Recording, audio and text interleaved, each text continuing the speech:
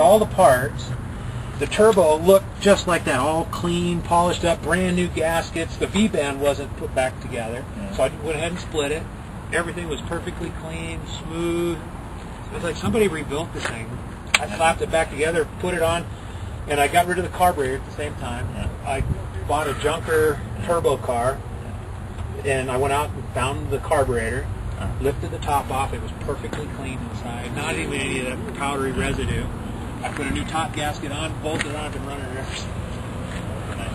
The beauty of eBay, you never know what you're going to get in the box when the mailman comes up the driveway. It's a turbo, so I don't have full power, but I've got a Crown. Well, I avoid it where I can because you don't know what you're. You don't know what's going to come in the box.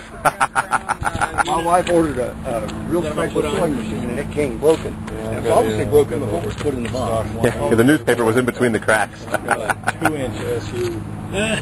Yeah, but I bought this Spider right here on eBay. When I pull up to the guy's driveway, I said, "This is the car." It looked better in real life. Some serious wheels there and tires. And those 255 40s. What? You're running competition class? Yeah. Oh, CP vintage. Hoosier, Indiana tires. So you got the same tire front? No, you had more. No, they're smaller in the front. The wheels are narrower in the front.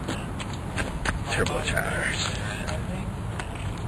Yeah, monthly with that spacers. Listen to the road course guys talking shop. Very interesting. I could keep this camera going for an hour and you wouldn't capture it all.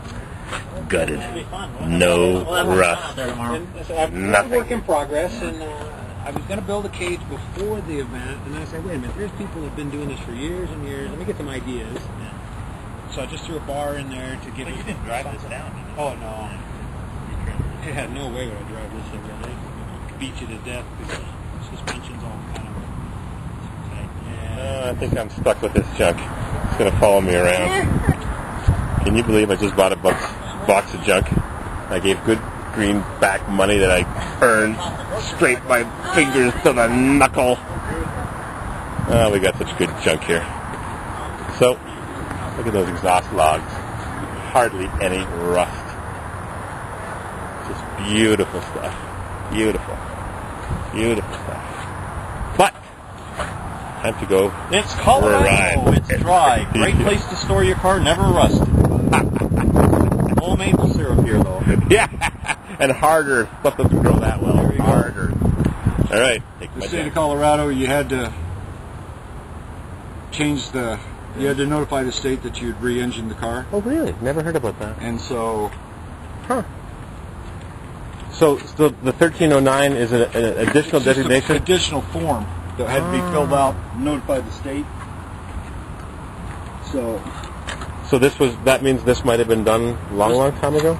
it was started years ago, Well, but Dean Schmidt didn't finish it until I think probably in the 90s. gee, someone put the 327 letters into a 140 cross badge. Yeah. How do you like that? Some people are See, I ambitious, got a huh? trunk. Yep. Okay, I got you know, you could go to the hospitality room, write out a note, post what you're looking for in the hospitality. Dual exhaust. Crossover dual exhaust. Saginaw 327. What a beautiful, straight as an arrow Corsa coupe with 327 turbo fire in the back seat. Isn't that wonderful? Who needs concours cars anyways when you can look at 327 Chevys in the back seat of Corvairs? I thought I'd build one of these, but it had a Kelmark adapter, nothing else. The coolant recovery system. Well, no, I had. See it on the far side. See that big expansion tank there? Yep.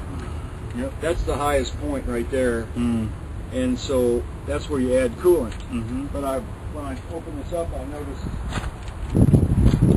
See, it recovered in like a pint. There's about a pint of it. yeah. So the air gets forced in here with the spoiler, pushing the air up through the radiator, then drawn Enjoyed out the back fenders. We'll see you again. Yeah, very interesting. So this car might have been done in the 70s, you think? As early as I think that? it was probably 1309 was done in the 80s, I think. And it's a Crown car? That's total Crown car. As opposed to a Kelmark, Yeah. which puts the transmission behind the differential. But the Kelmark runs the differential backwards, backwards. which creates another problem. Yeah. In It's fact, small enough as it is. Now you run it backwards. Steve Goodman said he built a guy's Kelmark box 3 times. It's differential. And the 3rd time he built it for him, he put an oiler in Right. it. Which just sprays oil. And it served him enough to get personal. But that means it's somebody else's A little problem. fun, and then it was still serviceable, so he... 327 in the back seat of a Corvair. Gotta love it. Nice. Well done. Well, thank you. Could you crank it up? Would you mind? We hear it rumble? You know Wouldn't what? you- It's the quietest V Corvair in the world. I saw you had the crossover on the mufflers. They exit either side. They cross over. Yeah, on the but side. I mean, the headers run into a single pipe, but it crosses over left and right. You're right about that. Yeah, yeah. You don't need the noise when you got the power, huh? Yeah, there we go. Crank this baby. Nice I love the Silver Cove, That was standard on all courses. but it just has a lot of speckle in it. Like it has a little extra metal flake. It's the original. I can't remember the term. 327 V8. Specific.